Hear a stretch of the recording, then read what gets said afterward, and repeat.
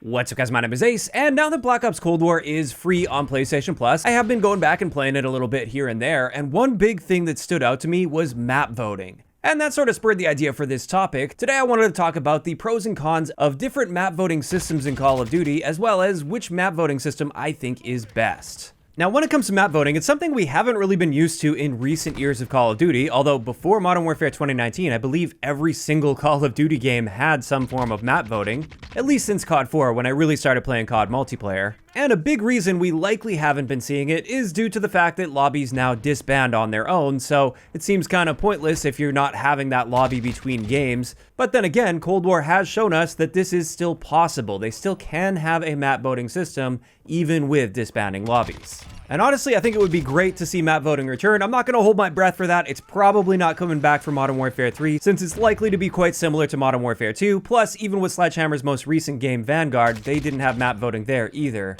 But let's go through some different map voting options and talk about their pros and cons. And to start it off, let's just talk about the pros and cons of having no map voting whatsoever like we currently have. And with this, there is one pro to it, and that is you get the maximum map variety potential in the game, assuming all of the maps are actually in the current rotation and all of them are weighted equally. You've got a pretty good chance of playing a little bit of everything when you hop in, and that could be good for people that like a lot of variety. In saying that though, we've definitely got a good handful of cons attached to this that I'm sure many of you guys are fully aware of. The first con is quite obvious. There's just no player control. You don't really get to guide your experience at all when it comes to that, aside from backing out of a lobby when you see a map come up that you don't want to play. But that's another con. People tend to back out of lobbies much more often when there isn't the ability to vote for a map as soon as they see a map come up that they don't want to play. And this can lead to longer waiting times in a lobby for a game to start, since you have to wait for that lobby to fill. You constantly have people coming in and then immediately backing out, trying to find a better map that they want to play. And sometimes this can even lead to a completely dead lobby where the game just never starts, because you don't reach that threshold of players sticking around in the lobby for the game to ever start. Additionally, I think the biggest con with this that's often overlooked is when you have no map voting and people are backing out of these lobbies when they see a map they don't want to play, since they don't have control over their experience here.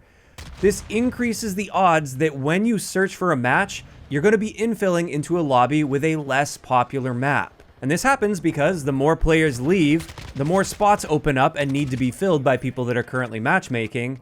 And this is why, especially playing Modern Warfare 2, it can really often feel like you always get maps like Border Crossing or Black Gold, for instance. It seems like they're more heavily weighted in rotation, when I doubt that's actually the case. I doubt they have a heavier weighting attached to them. Instead, it's much more likely that you just have more people backing out, and therefore at any given time, more people are needed to fill those spots. So without map voting, and the only way to control your experience is to back out of a lobby when you don't like a map, this ends up leading to a situation where you tend to play the more popular maps less often than the less popular maps, which gives a totally backwards experience, and to me at least, it should be the other way around. And that wraps it up for the primary pros and cons of having no map voting, and to me, the cons significantly outweigh the pros here. The next thing I wanted to talk about is not technically map voting, but it still falls under the same umbrella, and this is something I've been seeing a lot of people ask for over the years in Call of Duty, but thankfully it's never actually been implemented. This is a map filter. So with this, you'd be able to pull up the list of maps and check off all the maps you want to play and uncheck any of the maps that you never want to play, and you will only ever matchmake into lobbies where you have that map checked off. Now on its surface, the pros sound pretty good here. You end up always playing the maps you want to play and never playing the maps you don't want to play. And another interesting thing you'd be able to do with this is you'd be able to tailor the map pool that you're currently playing to the specific challenge or experience that you want in that given moment. So let's just say you're going for long shot camos, for instance. With a map filter, you can pick all of the best long shot maps and filter out all the tiny maps that don't offer long shots, and that'll make your long shot experience that much better, and you'll be able to do it a lot more efficiently. Or on the other side of that, maybe you just want smaller maps so you can get as much action as possible and maximize your XP gains. Well, with a map filter, you'd be able to do that. So again, on the surface, these pros sound really great, and I see why people have asked for this map filter. However, I don't think many people consider the implications this would have on the game in general, and I do think the cons would be pretty bad. Now, the first con is this will just really suck for players that have a different taste in maps compared to the general player base. What about the people that do like the lesser played maps? with this system, the community is going to be significantly fragmented, and in those lesser played maps, there's going to be a much smaller player pool that you could potentially connect to, which means a potential for a worse connection experience, as well as significantly longer matchmaking times. And generally speaking, you want to be limiting how much you fragment a community, because it has these negative impacts on matchmaking and connections. On top of this, for all the players that don't necessarily want a map filter and they want to play a little bit of everything, they want to play all the content and all the maps in the game, for those players, once again, they're more likely to be infilling into the less popular maps because fewer people are searching for those, and therefore it's more likely they need to fill spots in those lobbies. And when you're constantly being pushed into those less popular maps that you may not necessarily like, this is going to encourage you to enable the map filters so you don't end up in those, which just makes the problem worse and leads to less map variety overall for you as well, which to me leads to a lot faster burnout. I mean, with Modern Warfare 2, it only launched with, I believe, like 10 6v6 maps. Imagine if you wanted to play all of those, but you were almost always ending up into like the 4 worst maps in the game that you dislike the most. You would feel very strongly encouraged to disable those 4 in your map pool, and now your matchmaking only has access to 6 maps total, which is going to lead to a lot faster burnout than if you had 10 maps in rotation, even if you didn't absolutely love all 10 of those maps. So this is why I feel a map filter would actually be a pretty bad idea for Call of Duty. I think at first glance those cons aren't necessarily obvious, but I do think that would be terrible for the game overall. Now let's talk about some of the map voting systems we have seen in the past with Call of Duty and look at their pros and cons. The first one I want to look at here is the simple vote to skip option. This is like the Modern Warfare 2 style, where you have the map that pops up that you're going to be playing next, but if the majority of players in the lobby vote to skip that, it will re-roll and give you a random map instead. But if you do vote to skip, that random map that pops up, that is locked in and that's what you will be playing. You can't just keep voting to skip until you get the map that you want.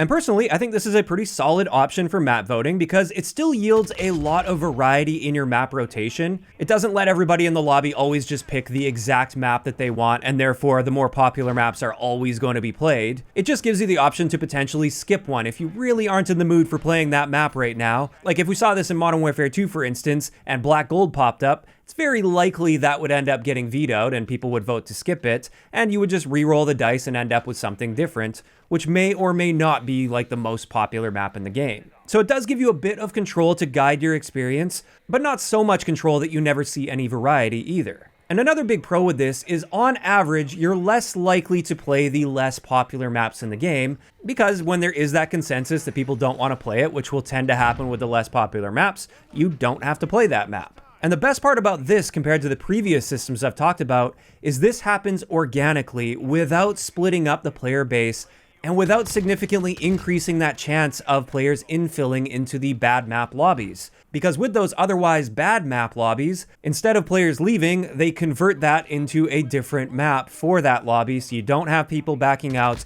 and therefore you don't need to infill people when a bad map pops up. Now, in saying that, as part of the cons, I do want to mention that this will still happen sometimes, because when you vote to skip a map, you re-roll the dice on that, and what if the worst map in the game pops up?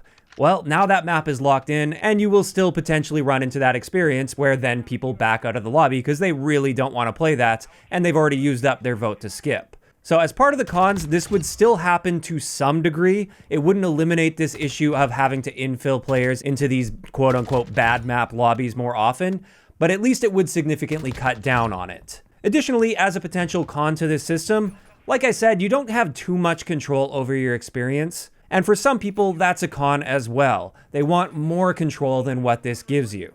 And this leads us into the other big map voting system that we've seen over the years with Call of Duty.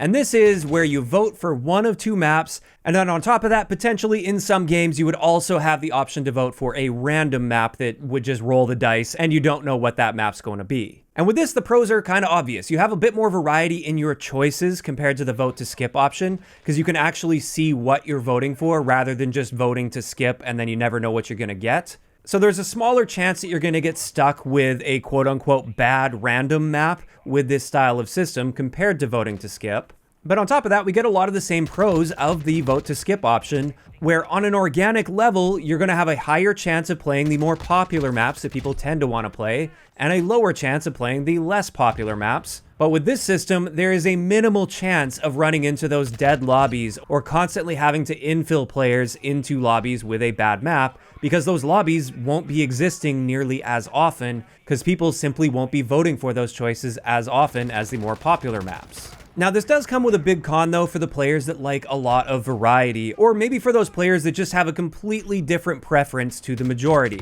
where they actually end up preferring the less popular maps.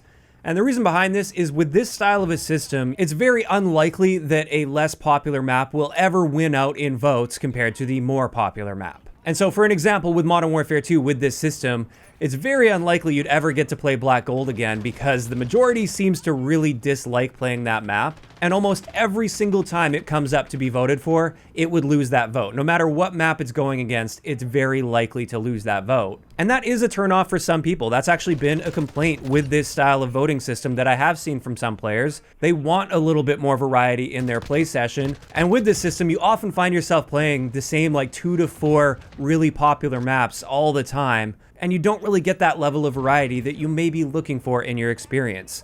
A great example of this is with some previous Treyarch games. My experience was like every time that Nuketown popped up as one of the options to vote for, it would almost always win that vote, which means I found myself playing so much Nuketown that I got super burnt out with that map. And part of that is also due to the fact that they keep bringing it back in every Treyarch game. But it's gotten to the point where I'd be happy to never play Nuketown again. I got so sick of that map, and to this day when I play a Treyarch game, I'll just back out of Nuketown lobbies every time it pops up. So there definitely is that con to this system as well. It's not necessarily perfect, and I don't think any system is going to be perfect for the entire player base.